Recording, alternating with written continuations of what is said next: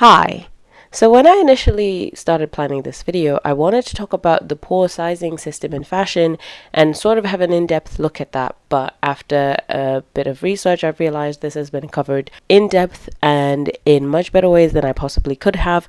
And I will be leaving recommendations for videos I think you should watch about that, because that does feed into what we are going to talk about today.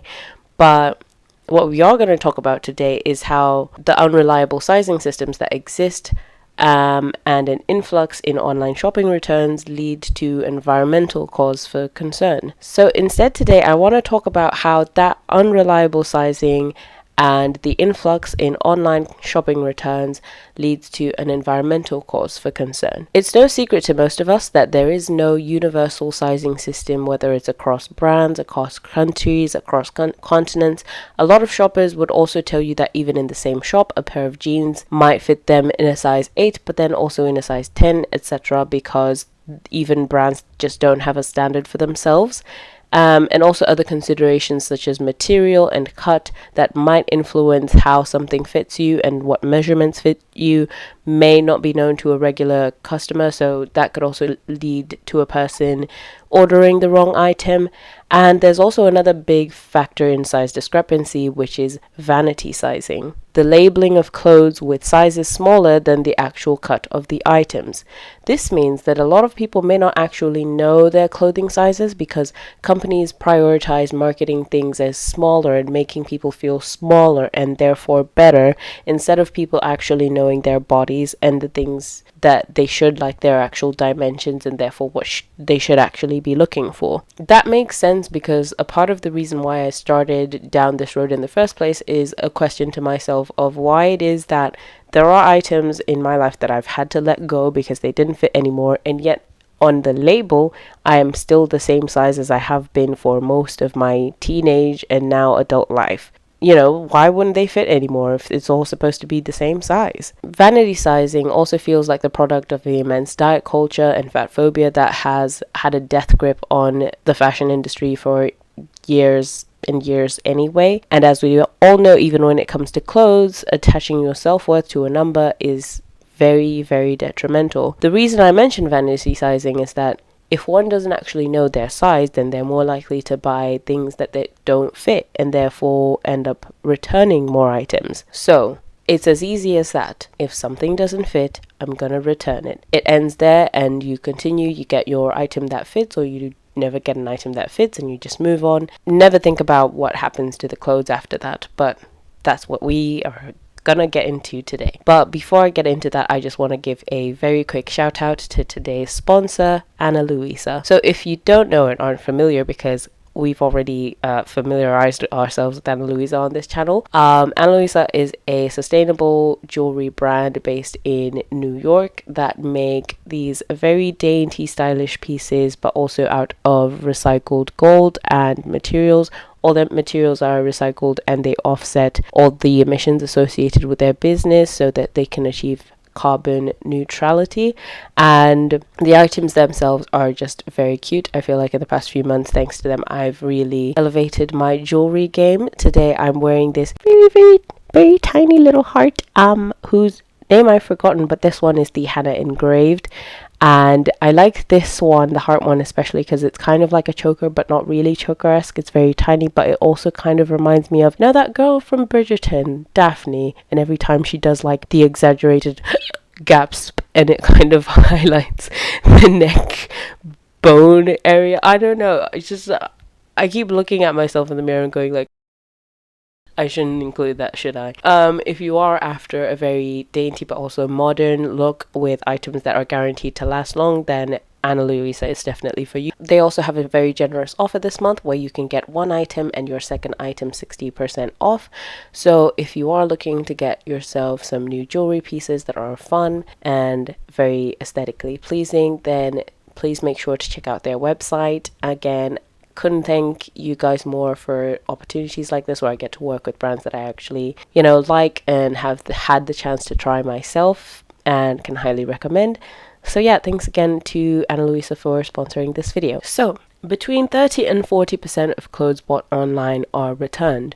And a lot of us, of course, would assume that these items are going to be restocked, sold, and when actually these often just end up in landfills. There's no like roundabout about it. Like 5 billion pounds of waste is generated just from clothing returns of items that are brand new, have not been worn, each year. And that's pounds, LBS. Why is that the abbreviation for pounds? We will never know. But companies aren't willing to spend the necessary fees for warehouse space, labor, processing, and all that.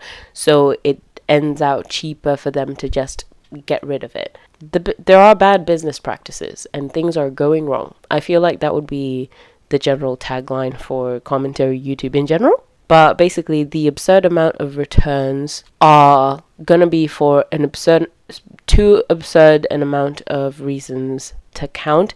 But obviously, I'm gonna be focusing on online returns in this one because 30 to 40%, very significant, I think, and it needs to kind of be covered. And I feel like those are avoidable returns. Like maybe half of that would be avoidable returns if brands were more consistent with their sizing. It's obviously quite disappointing when, you get your item, you're expecting it, and then it doesn't fit you. And it's obviously going to be more devastating for someone learning this for the first time that actually there's more pain down the line where you find out that all this stuff is just going to be clogging our ecosystems. I first want to think of corporate solutions because obviously as easy as it is for people to blame each other for copious amounts of spending, which, is a problem, it's also a corporate issue that they need to address in brands and in companies of how they handle this processing, and that they should be processed and that they should be fined for not processing things properly, or just launch more campaigns to clean up the landfills that they cause.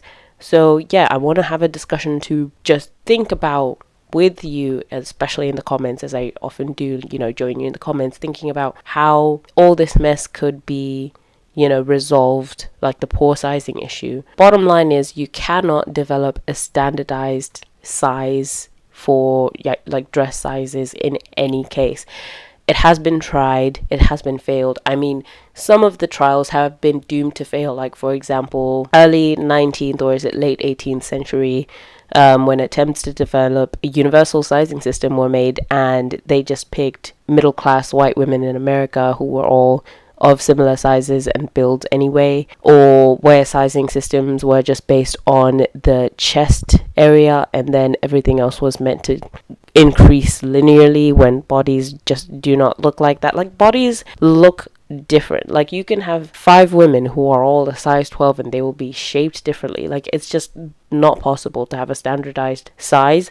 And vanity sizing also doesn't help because, like I said before, it just makes people unaware of what their actual size is. And it's also a problem when a brand is producing 52 lines of clothing a line a week. They're just not going to care enough to actually make sure all their sizing and cuts and tailoring is as precise. I'm looking at you, fast fashion brands. A solution I've seen discussed widely online is to invest in proper returns processing, just so that items don't end up in landfills. Companies like Optoro in the US, for example, help process returns to resell, sometimes for a lesser price, so some people can get a bargain. But obviously, to prevent the clothes that are being returned in the first place, we still need to kind of solve the thing like earlier in the chain. So for example, some high street brands notoriously just don't stock clothes past a certain size in stores, so you have to find it online. But then it's kind of a gamble whether that thing you found online is going to fit because you haven't had the chance to try it on in a dressing room. But also to me it kind of feels redundant with the whole everyone is shopping online because it's friendlier to shop online, because just of the negative environment of shopping in department stores for people above a certain size. You then have to deal with the anxieties of dealing with store personnel that are unfriendly, but also you kind of want to save fuel by going, or just an accessibility issue.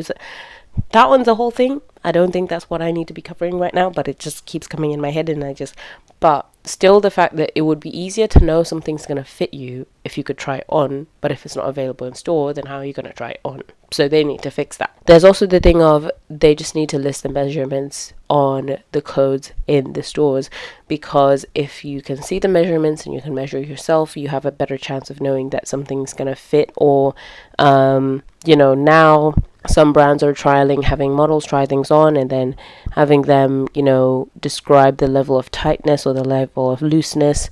It's also more useful now that in-store apps, you have reviews that so like there are structured reviews. It's not just a person leaves 5 stars or 3 stars. It's more detailed that a person can describe size accuracy, whether it was loose, whether it's tight, whether the color was accurate, fabric itself, the fabric feel, whether it was as expected or not, that sort of thing.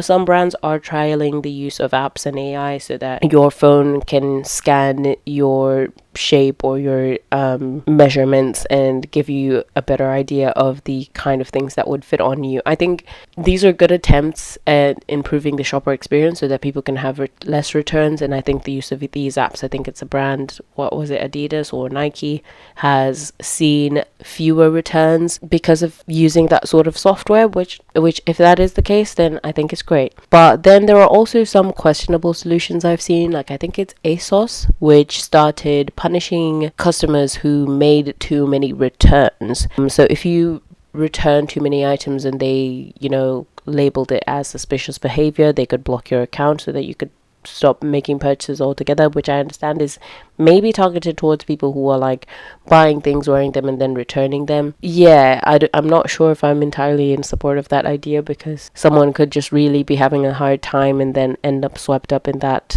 algorithm. It seems like there are efforts to, combat this issue. I just haven't seen it talked about enough, and I thought I would with you guys. But as always, let me know in the comments if you have any ideas of things that could be useful. In the meantime, there's already a lot of waste in the landfills, and nobody's talking about what they're going to be doing about that, how they're going to help, which would also be an interesting thing to bring up, especially now as brands are clamoring to COP26 and rebranding and greenwashing as they usually like to do. So I'm trying really hard to end on an optimistic note, but I'm just really glad I had the energy to film today, as I've had a very interesting flu or cold for the past week or so, and which is why maybe I'm sounding a little bit funny. There are personal solutions to like sizing issues which wouldn't have been an issue, but now I think less of us are interested in investing in items fitting well. Like for example, you could get something tailored, but then who has money to get something tailored? You could sew it yourself, but then really who has those skills?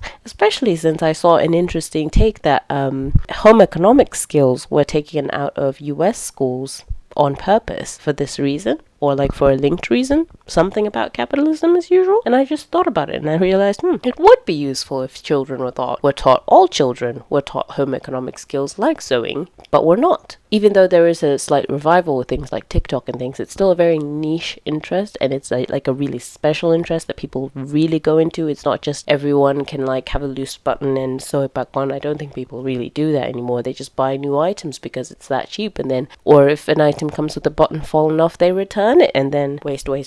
So, and on that note, if you're still here, thank you so much for watching, and thank you again to Ana Luisa for sponsoring a portion of this video. Make sure to check out their website again for that special offer this month. I will see you guys next time, hopefully sooner than this little long gap I've had. Bye!